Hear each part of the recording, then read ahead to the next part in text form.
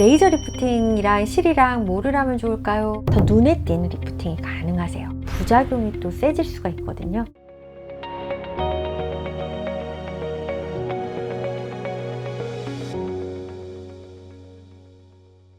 안녕하세요. 의학 박사 성형외과 전문의 아틀리에 성형외과 원장 고주영입니다. 레이저 리프팅이랑 실이랑 뭐를 하면 좋을까요? 라고 물어보시는데 실제로는 실이랑 아마 장비 리프팅을 말씀하시는 걸 거예요. 흔히들 우리가 장비 하면은 성형외과나 피부과에서 쓰는 장비는 레이저 이렇게 이제 많이들 생각을 하시니까 리프팅도 기계로 하는 거는 레이저 리프팅 이렇게 생각을 하시는데요. 실제로 이제 여러 가지 장비가 되게 많이 있어요. 특히나 이제 리프팅 쪽으로 레이저는 조금 더 흉터라든지 색소라든지 이런 데서 많이 쓰기 때문에 토닝용 흉터 레이저, 그리고 예전에 이제 박피 레이저도 많이 썼었고, 리프팅 장비로는 고주파 리프팅, 초음파 리프팅 이런 게 굉장히 많아요. 이제 초음파 리프팅이 그럼 뭐냐? 그러면 이제 울세라, 슈링크, 리프테라 뭐 이런 것들이 초음파 장비고, 그 다음에 고주파 장비에는 써마지, 펜서마, 인모드 이런 것들이 이제 고주파 리프팅 장비가 되겠죠.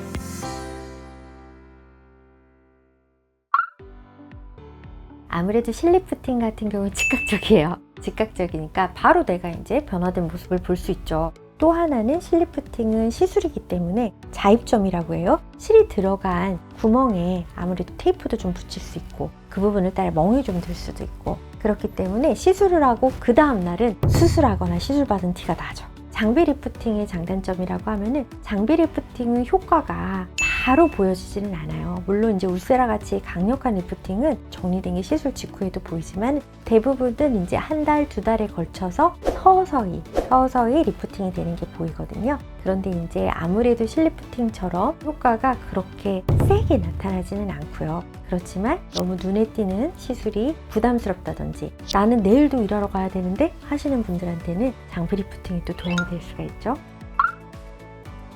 실리프팅을 선택하시는 이유 중에 하나가 즉각적인 효과도 있지만 아무래도 장비 리프팅보다는 더 눈에 띄는 리프팅이 가능하세요. 그렇지만 이제 실리프팅 단독만으로 유지 기간을 길게 가져가는 거는 아직까지는 조금 어려움이 있고, 필러라든지 보톡스라든지 이런 것들을 같이 컴바인을 했을 때 조금 더 실리프팅이 가지고 있는 장점을 살릴 수가 있겠습니다. 많이 처졌거나 뭐 즉각적인 효과를 원하시는 분들, 이런 분들은 실리프팅이 도움이 될 수가 있어요. 근데 이제 실리프팅 단독이 아무래도 유지 기간이 좀 짧을 수가 있고요. 나이가 젊고 처진 부분이 많지 않고, 그리고 라인을 좀 정리하고 싶다, 꼭 실리프팅이 들어가지 않으셔도 장비 리프팅만으로도 또 효과가 있을 수 있죠.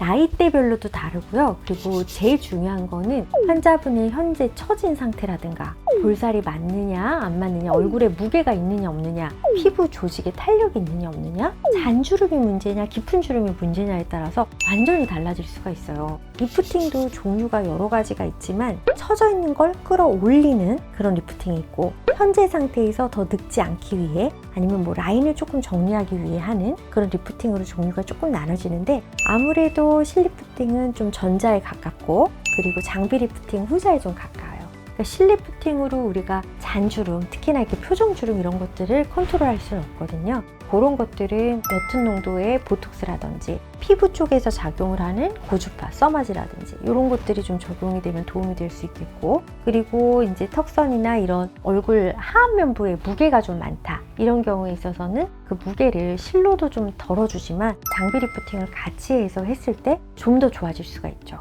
그렇기 때문에 처짐이라든가 노화가 진행이 될수록 단 한 가지 장비라든가 단 한 가지 시술로 눈에 띄는 효과를 얻으려고 하면 부작용이 또 세질 수가 있거든요. 그렇기 때문에 오히려 적절하게 여러 가지 장비나 여러 가지 리프팅, 실리프팅이나 이런 것들을 좀 컴바인 하시는 게 조금 더 안정적이면서도 자연스러운 결과를 볼 수 있을 거라고 생각을 합니다.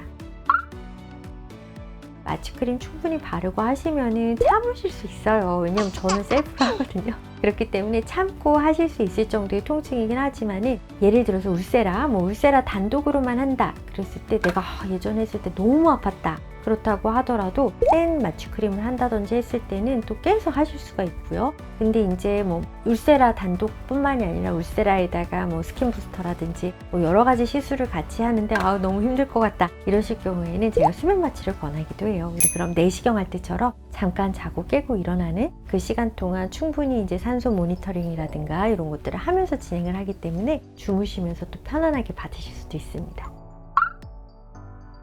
하루 만에 다 하실 수 있어요. 근데 하루 만에 다 하신다고 하더라도 실이 밖에서 고주파가 들어왔을 때 약해질 수가 있거든요. 같이 하신다고 하시면은 장비 리프팅을 먼저 하고 그 다음에 실을 거는 게 더 효과적일 수 있죠.